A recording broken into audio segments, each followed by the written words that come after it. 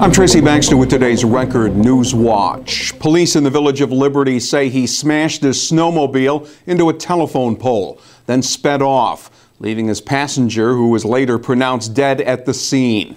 It happened shortly after 9 last night on Chestnut Street in Liberty. The victim was identified as 32-year-old James Cole of Liberty. The driver, 27-year-old Alan Hendrickson of White Sulphur Springs, has been charged with vehicular manslaughter, along with operating a snowmobile while intoxicated and leaving the scene of a fatal crash. Hendrickson was ordered held without bail in Sullivan County Jail, pending a court appearance tomorrow. A former substitute teacher at Sacred Heart School in Newburgh pleaded guilty to a charge of second-degree rape today for a sexual relationship she had carried on with a student beginning when he was 12 years old. 45-year-old Lisa Franklin of Newburgh is expected to be sentenced to 2.5 years in prison, plus 10 years post-release supervision. Prosecutors said the crimes occurred over the course of a year after Franklin had met the boy while working as a substitute teacher. Elsewhere, a Town of Montgomery man is facing a felony second-degree rape charge involving a 13-year-old girl. 26-year-old Nicholas Mock was arrested after the young girl told school officials she'd been raped by Mock. Investigators say the incident took place back in August in the girl's Town of Montgomery home. State police say the victim was known to the suspect. For a lot of you, today was cleanup day, a chance to dig out from round 2 of our snowstorms that created some major headaches throughout the region. This morning, many local school districts had delayed openings as a result of yesterday's snow. For some of those we ran into earlier today, not literally, fortunately, snow's not such a big deal.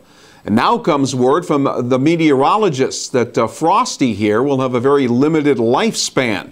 Temperatures in our region will be on the rise in the days ahead. More on that when we check out the forecast in a couple of minutes. It's not just those controversial Common Core education standards that have a lot of school district superintendents and board members riled up. Many are upset with the state education department's planned rollout of an online information site that school officials say will amount to an attack on student and parent privacy. A revolt is brewing over InBloom, a software system where an assortment of personal student information could be accessed. Despite the blowback, the state education department has scheduled rollout for next spring. Reporter Pauline Liu will have the full story on the student privacy concerns and the fight against this database portal. You'll be able to read her story in tomorrow's Times-Herald Record and here at Record Online. Saying it provides for the largest reduction in government spending in the history of Ulster County, $23.8 million. County Executive Mike Hines signed off today on the 2014 Ulster County budget, a spending plan that includes no property tax increase and no layoffs. Hines says the spending reduction is the result of improvements in efficiency, public-private partnerships, and a multi-year restructuring strategy. Hines says it's the third consecutive year his administration's approved a county budget with no property tax hike. 2 women from Sullivan County have been charged with felony burglary and criminal mischief while attempting to sell copper piping that they had stolen from a residence on Emma Street in Liberty last Wednesday. Village police say 30-year-old Rebecca Egan of Livingston Manor and 28-year-old Tony DeLauro of Liberty broke into the house, then cut and removed copper piping. They were additionally charged with possession of burglar's tools. Police said the removal of the piping caused water and fuel oil to flood the basement of the residence. And his career in the Orange County District Attorney's Office is coming to an end in less than 2 weeks.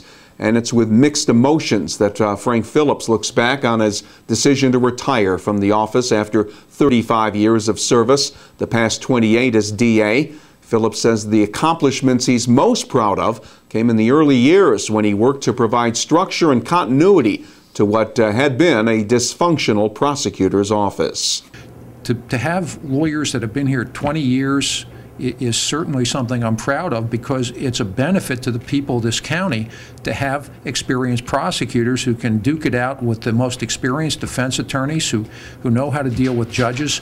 And I think that our contribution to public safety is paramount. I mean, you can have the best police agencies in the world, and if you have a district attorney's office that doesn't know what they're doing, it doesn't matter. And conversely, if police need assistance, it's great to have experienced prosecutors that can help them and tell them how to put a case together. So I think it's more than the conviction rate. I think it's reputation in the community of the office, and I can only speak that people I see regularly tell me I'm doing a great job.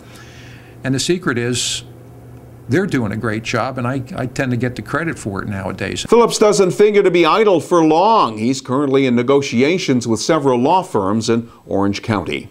It's nice to know that I have a marketable skill, and a lot of it, again, is based on the reputation I've built thanks to my staff. And I think it would help any law firm to have me on the logo and the marquee, and I recognize that that's part of it, that there's something in it for them, but why not? It's not like we're going to sell our soul. But yeah, I would like to start sometime in March. I want to take a couple months off and be bored out of my mind and then find something to do.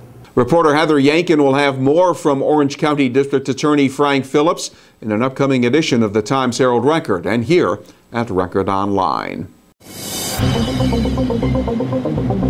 As mentioned earlier, we're going to be getting a bit of a break with our weather after the pounding we've taken from the snow.